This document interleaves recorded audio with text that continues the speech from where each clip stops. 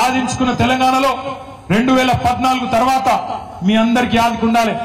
ఈ రోజున్న ముఖ్యమంత్రి రేవంత్ రెడ్డి 50 లక్షల రూపాయలతో మన ఎమ్మెల్యేలను కొనుగోలు చేసేందుకు ఆనాడు వచ్చి అడ్డంగా దొరికిపోయి జైలుకు కూడా పోయిన విషయం కూడా మీ అందరికీ కూడా ఆదుకుండాలి.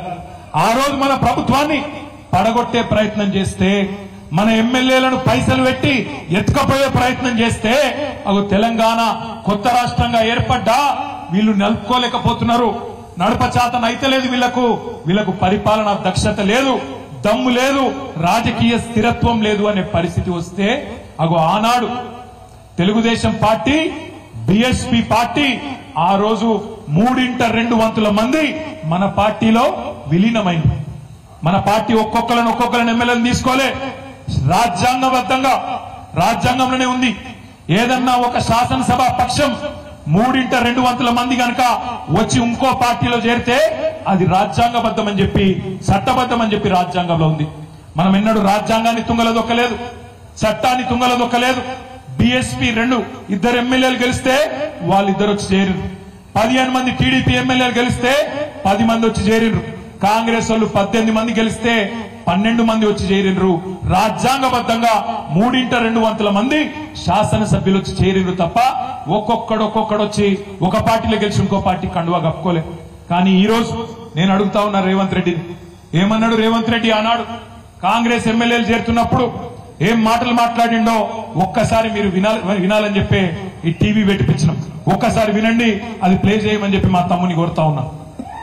ఈ వేదిక మీద నుంచి చెప్తున్నా, కాంగ్రెస్ పార్టీలో టికెట్లు పొంది గెలిచిన వాళ్ళు పార్టీ ఫిరాయిస్తే మా కార్యకర్తలకు విజ్ఞప్తి చేస్తున్నా, రాళ్లతో కొట్టి చంపండి, గ్రామ బహిష్కరణ చేయండి. ఆ సన్నాడలో మీ చెమట, మీ రక్తాన్ని దారబోసి భుజాల మీద మోసి మీరు గెలిపించి శాసనసభకు పంపిస్తే ఈ సన్నాసులు ప్రలోభాలకి లొంగిపోయి పార్టీలు ఫిరాయిస్తున్నారు.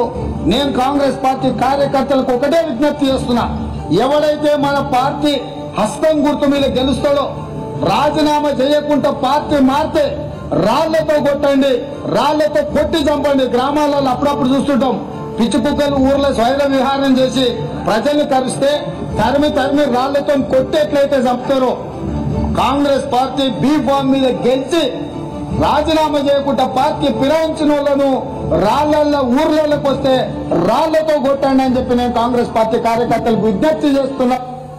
మరి ఇప్పుడు మనం ఆలోచించాలా? ఇప్పుడు రేవంత్ రెడ్డి చెప్పాలా ఎవరు పిచ్చి కుక్క, మరి ఎవలను రాళ్లతో కొట్టి చంపాలా?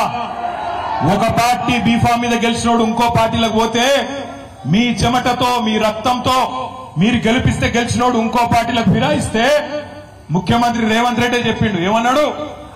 రాళ్లతోని కొట్టి చంపమన్నాడు. నేను అంటలేను, నా మీద కేసు పెట్టగలరు, ఆయన పేపర్ వాళ్ళు ఉల్టా రాశారు. నేను అంటుంది ఏంటంటే రేవంత్ రెడ్డి చెప్పిండు, మరి ఇలా ఎవరిని కొట్టాలి? రాళ్లతోని రేవంత్ రెడ్డిని కొట్టన్నా? పిచ్చి కుక్కలేక ఎవరిని కొట్టాలి? లేకపోతే మీ ఎమ్మెల్యే సంజయ్ని కొట్టన్నా? ఎవరిని కొట్టాలి మరి? అందుకే అంటున్నా, ఎవరిని రాళ్లతోనో ఇంకోటి దాంతోనో కొట్టే అవసరం లేదు. రేవంత్ రెడ్డి నువ్వు మొగోను అయితే, నీకు దమ్ముంటే తీసుకున్న 6 ఎమ్మెల్యేలతో రాజీనామా చెప్పి ఓట్లతోని కొట్టి ఆ 6 కూడా శాశ్వతంగా రాజకీయ సమాధి చేసే బాధ్యత తెలంగాణ సమాజం తీసుకుంటుందనే మాట నేను విజ్ఞప్తి చేస్తున్నా. రేవంత్ రెడ్డి రెగ్యులర్ గా అంటుంటాడు, మొగోనివైతే ఇచ్చేయి, మొగోనివైతే అజ్జేయి. నేను అంటున్నా, రేవంత్ రెడ్డి మొగోనివైతే ఆ 6 రాజీనామా చెప్పి ఎలక్షన్లకు రా, జగిత్యాలకు రా, జగిత్యాల ప్రజలు సమాధానం చెప్తారనే మాట నేను విజ్ఞప్తి చేస్తా ఉన్నా. ఇంకొక మాట, ఒక రేవంత్ రెడ్డి కాదు, కాంగ్రెస్ వాళ్ళందరూ మాట్లాడిన శుద్ధపూసలు లెక్క. ఇక వాళ్ళ అధ్యక్షుడు కాబోయే ప్రధానమంత్రి అట, ఇప్పుడు leader of opposition Rahul Gandhi, ఆయనే మాట్లాడిండు, అది కూడా పెడతాను. भाइयों और बहनों, अदानी जी और मोदी जी एक हैं।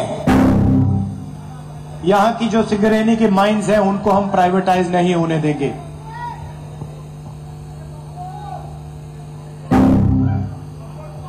I don't think democracy has been as much at risk, the constitution has been as much at risk as it is today.